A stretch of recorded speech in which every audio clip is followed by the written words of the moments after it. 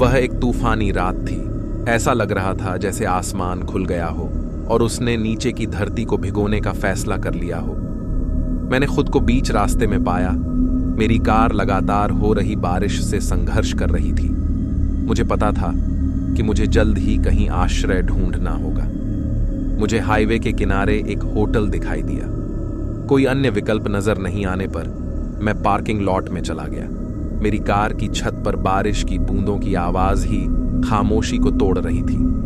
Hotel की lobby विचित्र थी, जिसमें चेक इन काउंटर पर मंद रोशनी वाले लैंप हल्की चमक बिखेर रहे थे। रिसेप्शनिस्ट ने थकी हुई मुस्कान के साथ मेरा स्वागत किया, मानो मेरा होटल में आना उसकी बोरियत में बाधा डाल रहा हो। मैंने बारिश से भीगे हाईवे पर अपनी परेशानी बताते हुए रात के लिए एक कमरा मांगा। सिर हिलाते हुए उसने मुझे दूसरी मंजिल पर एक एकांत कमरे की चाबी दी।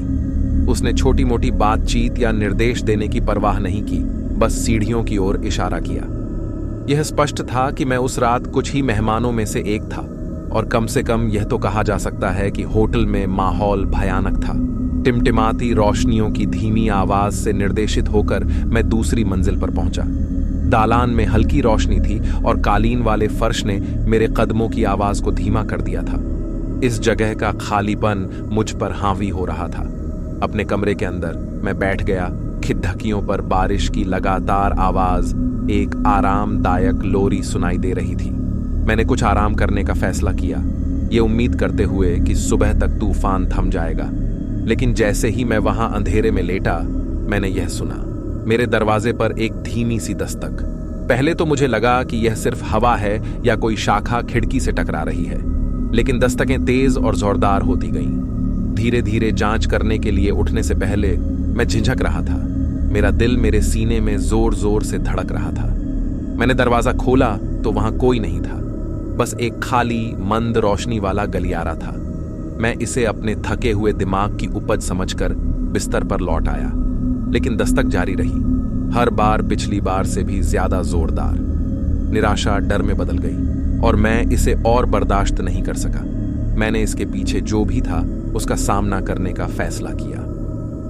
अगली बार जब दस्तक शुरू हुई तो मैं अपने कमरे से बाहर निकला और गलियारे की ओर अपनी पूरी ताकत से भागा। सन्नाटे में मेरे कदमों की आवाज गूंज रही थी। मैं गलियारे के अंत में एक बाथरूम में पहुंच गया। मैंने दरवाजा धक्का देकर खोला, पर वहां कोई नहीं था। मैंने बाथरूम के स्टॉल्स चेक किए। सबसे कोने वाला स्टॉल लॉक था। मेरा दिल बैठ गया। मैंने दरवाजे पर जोर से दस्तक दी। अंदर जो भी था उसने किसी साइको की तरह एक जोरदार हंसी छोड़ दी, जिसने मुझको झकझोर कर रख दिया। मैंने कभी ऐसा कुछ नहीं सुना था। एक डरावनी चीख जैसी हंसी जिसने मुझे हड्डी तक ठंडा कर दिया था। मैं डर कर पीछे हट गया। मेरा दिल तेजी से धड़कने लगा। मुझे नहीं पता था कि क्या करना है या ये आदमी कौन है, लेकिन मुझे पता था कि मुझे वहां से निकलना होगा।